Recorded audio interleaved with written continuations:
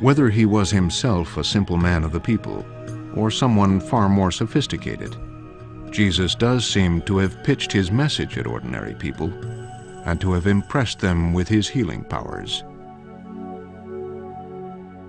Healings seems to have been something of a specialty of his, for which he had a great reputation. People would bring from miles around, judging from the Gospels, that bring their sick, the frail, to Jesus to be healed. I love the story about Jesus reaching down and picking up the dust and mixing it with his own spit and forming a kind of healing balm that he applies to someone. And it's also interesting that in one healing case, Jesus sort of misses the mark a bit and has to refine the cure that he's applying. So one finds the intrusions of popular culture in these Jesus traditions that are being elaborated through natural processes of storytelling. Now, we need to be aware that there are other miracle workers around at the time. So just the idea of performing miracles is not in itself unique. In the first century, in one sense, everyone, including later in the century Vespasian, when he was becoming the emperor, were miracle workers if they were important enough. What really was unusual about Jesus is, why would God work through a Jewish peasant? That's what would have struck the Roman imagination as unbelievable. Not that there would be miracles, but that miracles might be performed by a Jewish peasant.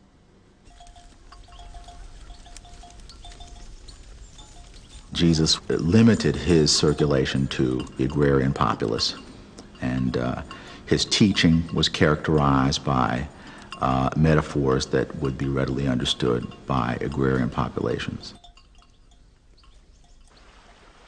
Jesus said to his apostles, "Give them something to eat." They replied, "We have nothing here but 5 loaves and 2 fish." And he said, "Bring them here to me." The feeding of the multitudes is one of the few stories that's told in all 4 Gospels. That's a story near and dear to many people's hearts.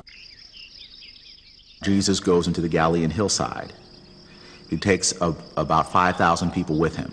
And it's there that they have a picnic, even though there are no provisions made for that. He multiplies 5 loaves and 2 fishes to feed this multitude of people. Well, I don't think it takes rocket science to figure out why that kind of story is so endearing to poor people. I mean, that's dinner and a show. Behind the simple rustic imagery was the message of the coming kingdom of God, an enigma Jesus did not attempt to simplify. Jesus tells a parable about somebody who takes a mustard seed, plants it in the ground, and it grows up to be a great tree, or a bush at least. A weed, though, in plain language. Now, imagine an audience reacting to that. Presumably the kingdom is like this, and they have to figure out, what's it like? You mean the kingdom is big? But you just said it's a big weed, so why don't you say a big cedar of Lebanon? Why a big weed? Besides this mustard, we're not certain we like this mustard. It's very dangerous in our fields. We try to control it. We try to contain it. Why do you mean the kingdom is something that people try to control and contain? Every reaction in the audience fighting with themselves, as it were, answering back to Jesus, is doing exactly what he wants. It's making them think, not about mustard, of course, but about the kingdom. But the trap is that this is a very provocative, even a weird image for the kingdom. To say the kingdom is like a cedar of Lebanon, everyone would yawn and say, of course. It's like a mustard seed. What's going on here?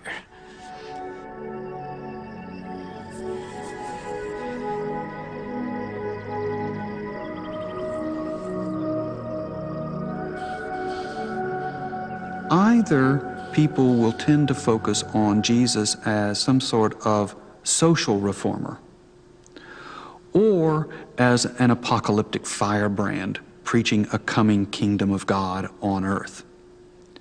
And yet, it must be recognized that those are very different images, very different kinds of individuals, and yet both are reflected within the Gospel's tradition. He may have preached social change. He may have preached a new kingdom on earth. Either way, Jesus was bound to find himself in conflict with the Roman authorities. The core of Jesus' preaching is the kingdom of God. And the difficulty for us is to hear that term as 100% political and 100% religious. Not one, not the other. In the first century, those were inextricably intertwined. The kingdom, if you use that expression in the first century, meant the Roman kingdom. It meant the Roman Empire. When you talked about the kingdom of God and were somehow setting it up in some tension with the Roman Empire, you were making a very caustic criticism of the Roman Empire, and you were saying that its system was not the system of God.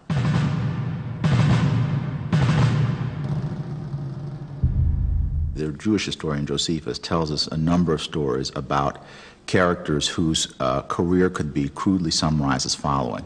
Some guy wakes up in the morning and he thinks he's the Messiah or something, or he's a prophet, and he says, he gets a group of people to follow him. He says, we're going to go out in the desert and we're going to wait for God to do something for us. So a whole bunch of people may go with him, maybe thousands, go with him out to this deserted, unsecured place, and they wait for what Josephus calls the tokens of their deliverance. And the Romans send a vicious police action out there and kill everybody.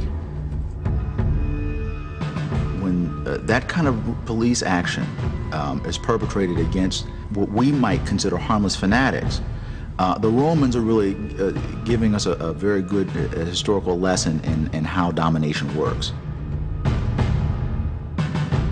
All the time that Jesus is talking, I cannot not imagine the fact that he's going to be put to death.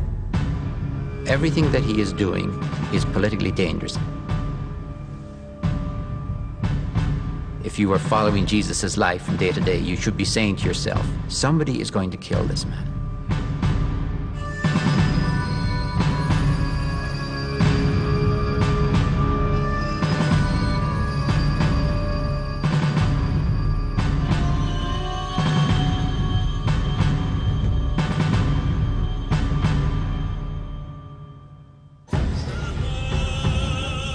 After he had said this, he went on ahead, going up to Jerusalem. Moving to Jerusalem, Jesus was moving from the territory ruled by Herod Antipas to the territory ruled directly by Rome through a prefect, Pontius Pilate. Pontius Pilate was the governor from 26 to 36.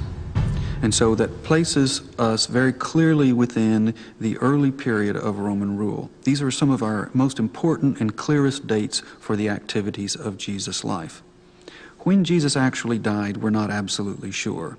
Some people would say as early as maybe 27, maybe some others as late as 33. But we do know it's under Pilate. Pontius Pilatus, Praefectus Judaeae. Pontius Pilate, Governor of Judea. And we know of him as an effective and a fairly ruthless administrator of his territory, the area of Judea. And there are several episodes recorded by Josephus where eschatological prophets emerge, and Pilate has no hesitation in eliminating them or in suppressing episodes of potential conflict or revolt within that territory.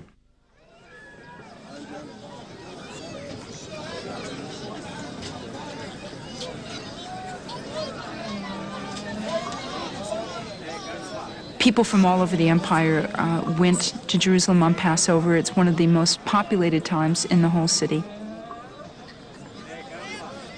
It's a madhouse. There were extra animals being brought up, sheep, because of the Passover holiday. There were pilgrims coming in from everywhere. And Jesus comes up to town too. He could have stayed home and had Passover in the Galilee, but he didn't. He's up in Jerusalem because this is important.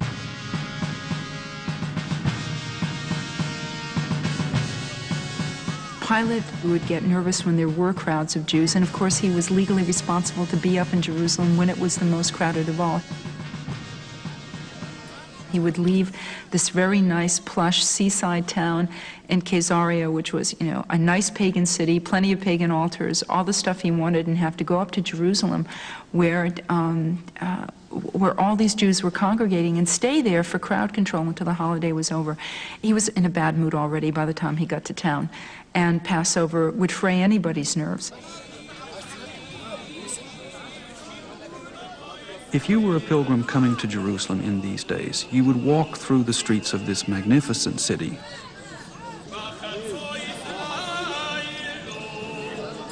As you approach the Temple Mount, you come up to this massive, monumental complex that we call the Temple.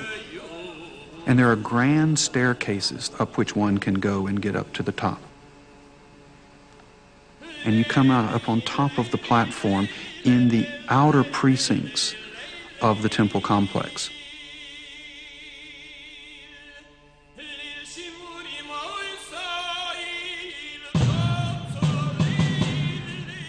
The soldiers that were garrisoned in Jerusalem would have been stationed in the nearby fortress called the Antonia, which literally stands adjacent to the temple complex and kind of looks over it.